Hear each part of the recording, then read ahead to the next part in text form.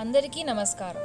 మేము బాపట్ల వ్యవసాయ కళాశాలలో బీఎస్సీ ఆనర్స్ అగ్రికల్చర్ చదువుతున్న ఫైనల్ ఇయర్ స్టూడెంట్స్. ఈఎల్పీలో భాగంగా మేము మిల్కీ మష్రూమ్ ప్రొడక్షన్ చేపడుతున్నాము. ఇటీవల కాలంలో మష్రూమ్స్కి మంచి ప్రాధాన్యత సంతరించుకుంది.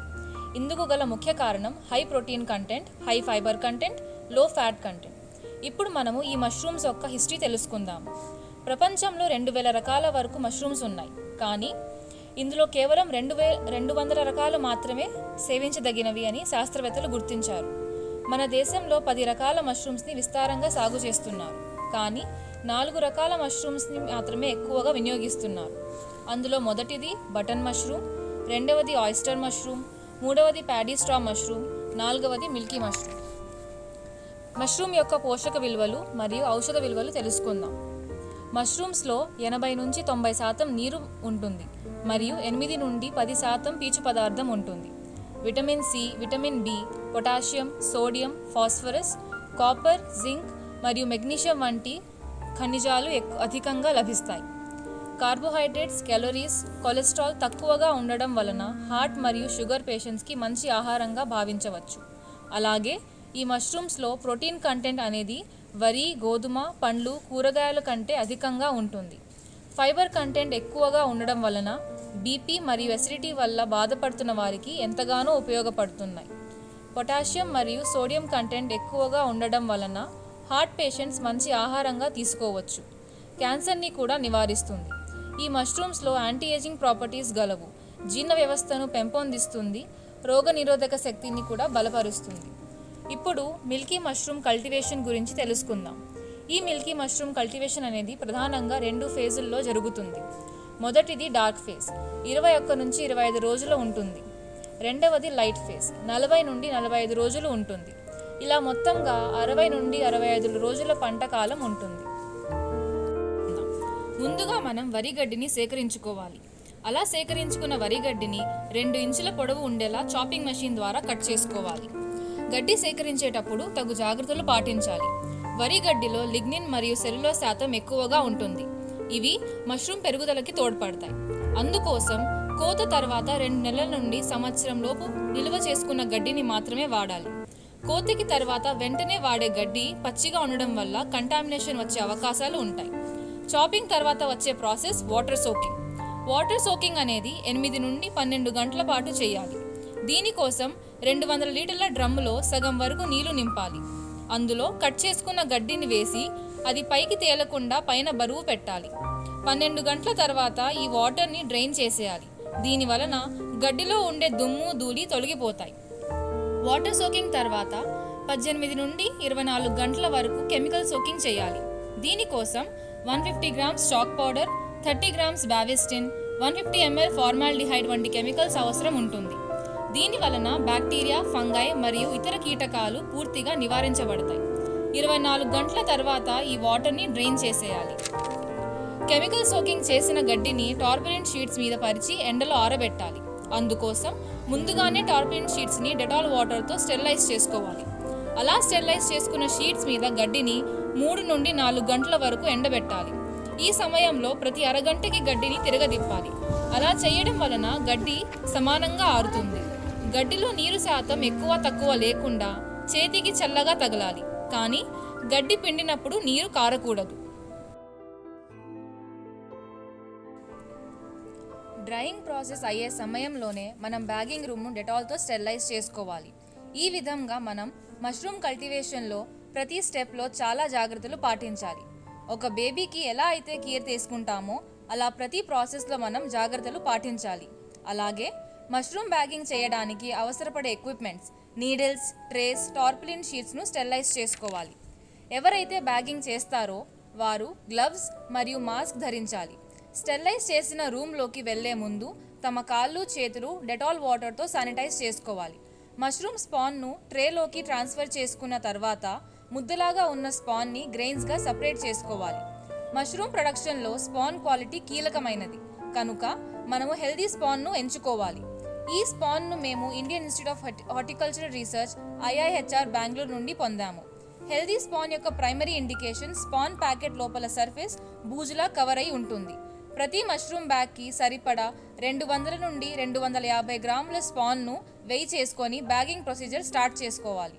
బ్యాగింగ్ చేయడానికి 12x22 లేదా 14x22 సైజ్ గల పల్చటి కవర్లని ఉపయోగించాలి. తరువాత పాలిథీన్ కవర్ అడుగు భాగాన్ని కుచ్చులుగా ఏర్పాటు చేసుకొని రబ్బర్ బ్యాండ్తో టై చేసుకోవాలి. ఇప్పుడు బ్యాగ్ని రబ్బర్ బ్యాండ్తో టై చేసిన నాట్ లోపల ఉండేలాగా రివర్స్ చేయాలి. ముందుగా మొదటి లేయర్గా స్పాన్ వేసుకోవాలి. తరువాత 5 సెంటీమీటర్ల మందంలో గడ్డిని వేసుకొని స్ప్రెడ్ చేసుకోవాలి. మరలా ఇంకొక లేయర్ స్పాన్ వేసుకోవాలి. ఇలా ఒక లేయర్ స్పాన్, ఇంకొక లేయర్ గడ్డి, ఒకదాని తర్వాత ఒకటి 6 నుండి 8 లేయర్లు వచ్చేలాగా బ్యాగింగ్ చేసుకోవాలి. ఈ స్పాన్ లేయరింగ్ అప్పుడు స్పాన్ అనేది కవర్ అంచున చుట్టూ వేసుకోవాలి. తరువాత మధ్యలో కూడా కొంచెం స్పాన్ వేసుకోవాలి. అప్పుడు మనకి మైసీలియం గ్రోత్ యాక్టివ్గా ఉందో లేదో తెలుస్తుంది. లేయరింగ్ అప్పుడు స్పాన్ని ప్రతి లేయర్లో సమానంగా వేసుకోవాలి. ఒకే దగ్గర గుంపుగా వేయకూడదు. ఇప్పుడు బ్యాగింగ్ అయిపోయిన తర్వాత పై భాగాన్ని రబ్బర్ బ్యాండ్తో టై చేయాలి. ఆ తర్వాత బ్యాగ్ చుట్టూ మరియు అడుగు భాగాల్లో రెస్పిరేషన్ కోసం 25 నుండి 30 రంధ్రాలు చేయాలి.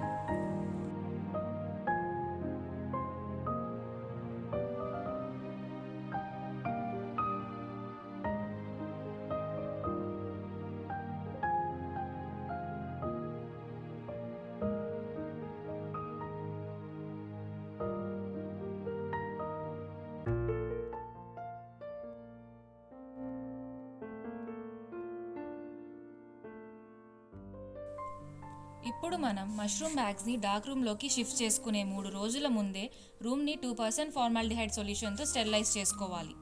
దీని వలన కంటామినేషన్ వచ్చే ఛాన్సెస్ని నివారించవచ్చు. ఇప్పుడు బ్యాగ్స్ని డార్క్ రూమ్లోకి షిఫ్ట్ చేసుకోవాలి. ఇలా డార్క్ రూమ్లో బ్యాగ్స్ని 21 రోజుల పాటు ఉంచుతాం.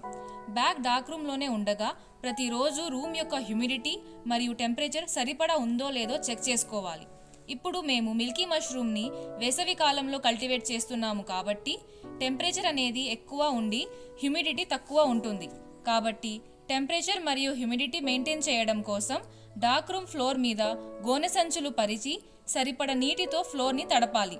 దీనివల్ల హ్యూమిడిటీ, టెంపరేచర్ ఆప్టిమమ్ లెవెల్స్లో ఉంటాయి. రూమ్లో రెస్పిరేషన్ జరగడం వలన కార్బన్ డైఆక్సైడ్ లెవెల్స్ అనేవి పెరుగుతాయి. ఇలా కార్బన్ డైఆక్సైడ్ లెవెల్స్ అధికంగా పెరిగితే మైసీలియం గ్రోత్ మీద ఎఫెక్ట్ అవుతుంది. అందుకోసం రూమ్ డోర్స్ని రోజు ఉదయం, సాయంత్రం అర్ధగంట పాటు తెరిచి ఉంచాలి. డార్క్ రూమ్లో ఎంటర్ అయ్యే ప్రతిసారి కాళ్ళు, చేతులు శానిటైజ్ చేసుకునే వెళ్ళాలి. డార్క్ రూమ్లో ఉన్న మష్రూమ్ బ్యాగ్స్ని ప్రతిరోజు గమనించాలి. ఏదైనా కంటామినేషన్ గమనించినట్లయితే వెంటనే బ్యాగ్స్ను డార్క్ రూమ్ నుండి సెపరేట్ చేసేయాలి. రూమ్కి ఎటువంటి ఓపెనింగ్స్ ఉండకూడదు. లేదంటే ఎలుకలు మరియు ఇతర కీటకాల వల్ల కంటామినేషన్ లేదా డ్యామేజ్ అయ్యే అవకాశాలు ఉన్నాయి.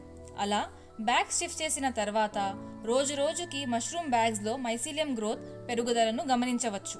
ఇలా 21 రోజుల ఇంక్యుబేషన్ పీరియడ్ అయిన తర్వాత మష్రూమ్ బ్యాగ్స్ని కేసింగ్ చేయడానికి లైట్ రూమ్కి షిఫ్ట్ చేసుకోవాలి. మష్రూమ్ బ్యాగ్స్ని లైట్ రూమ్కి షిఫ్ట్ చేసే ముందు రోజే మనం కేసింగ్ మెటీరియల్ తయారు చేసుకోవాలి. కేసింగ్ మెటీరియల్ తయారు చేయడానికి కావలసినవి 25 కేజీల నల్లమట్టి. మిల్కీ మష్రూమ్ పెరిగేటప్పుడు విత్స్టాండ్ అవ్వడానికి నల్లమట్టి ఉపయోగపడుతుంది. కోకోపిట్ 6 నుండి 7 కేజీలు. తేమ శాతం ఎక్కువసేపు నిల్వ ఉండేందుకు మనము కోకోపిట్ వాడుతున్నాం. చాక్ పౌడర్ 1 నుండి 1.5 కేజీ. pH లెవెల్స్ మెయింటైన్ చేయడానికి చాక్ పౌడర్ అనేది వాడుతున్నాం. ఇలా సమానంగా మిక్స్ చేసుకున్న కేసింగ్ మెటీరియల్ని స్టెరిలైజ్ చేయడం కోసం డబల్ బాయిలింగ్ విధానంతో 3 నుండి 4 గంటల పాటు స్టీమ్ చేసుకోవాలి. అందుకోసం వెజల్స్ని సీలింగ్ చేసి ఆవిరిపోకుండా పైన బరువు పెట్టాలి. దీని వలన కేసింగ్ మెటీరియల్లో ఉన్నటువంటి బ్యాక్టీరియా, ఫంగై మరియు ఇతర సూక్ష్మజీవుల వల్ల వచ్చే కంటామినేషన్ను మష్రూమ్ బ్యాగ్స్ని షిఫ్ట్ చేసుకునే ముందు లైట్ రూమ్ని 2% ఫార్మాల్డిహైడ్ సొల్యూషన్తో స్టెరిలైజ్ చేసుకోవాలి. ఇప్పుడు మనం మష్రూమ్ బ్యాగ్స్ని డార్క్ రూమ్ నుండి లైట్ రూమ్కి షిఫ్ట్ చేసుకోవాలి. లైట్ రూమ్లోకి ఎంటర్ అయ్యేటప్పుడు కాళ్ళు, చేతులు శానిటైజ్ చేసుకునే లోపలికి వెళ్ళాలి. బ్యాగ్స్ని ప్లాట్ఫామ్ మీద ఒక పక్కకి అరేంజ్ చేసుకోవాలి. మష్రూమ్ బ్యాగ్స్ని 2 సమాన భాగాలుగా కట్ చేయాలి. అలా కట్ చేసుకున్న తర్వాత బెడ్స్ని 1 ఇంచ్ లోపలికి కంప్రెస్ చేసుకోవాలి. అలా కంప్రెస్ చేసుకున్న బెడ్స్ మీద 1 ఇంచ్ థిక్నెస్తో కేసింగ్ మెటీరియల్ అప్లై చేసుకోవాలి. కేసింగ్ చేసిన బెడ్స్ని క్లీన్ ప్లాట్ఫామ్ మీద అరేంజ్ చేసుకోవాలి. కేసింగ్ చేసిన మరుసటి రోజు నుండి ప్రతిరోజు బెడ్స్కి వాటర్ ఇవ్వాలి. వాటర్ ఇచ్చేటప్పుడు కేసింగ్ బెడ్ మాత్రమే తడిచేలా జాగ్రత్త తీసుకోవాలి.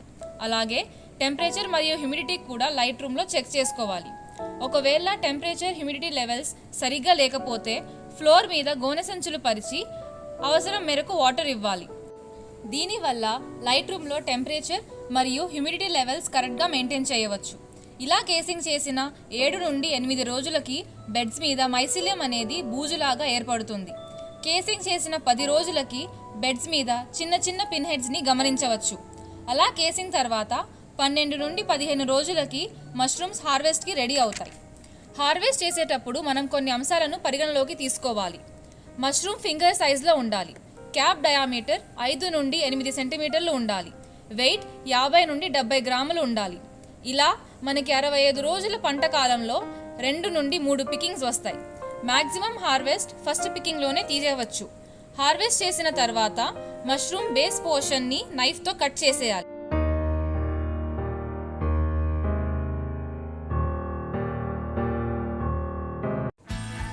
ఇప్పుడు మష్రూమ్ కల్టివేషన్ స్టార్ట్ చేసేవాళ్ళు కొన్ని అంశాలు పరిగణలోకి తీసుకోవాలి. తక్కువ పెట్టుబడితో మష్రూమ్ కల్టివేషన్ చేపట్టాలి. హెల్దీ స్పాన్ని ఎంచుకోవాలి. డార్క్ రూమ్ మరియు లైట్ రూమ్ వేరువేరుగా ఉండాలి. ప్రతి ప్రాసెస్లో కూడా శుభ్రతను పాటించాలి. తేమ శాతం మరియు టెంపరేచర్ సరిగ్గా ఉండేలా జాగ్రత్తలు వహించాలి. ఏదైనా కంటామినేషన్ గమనించిన వెంటనే ఆ బ్యాగ్స్ని సపరేట్ చేయాలి.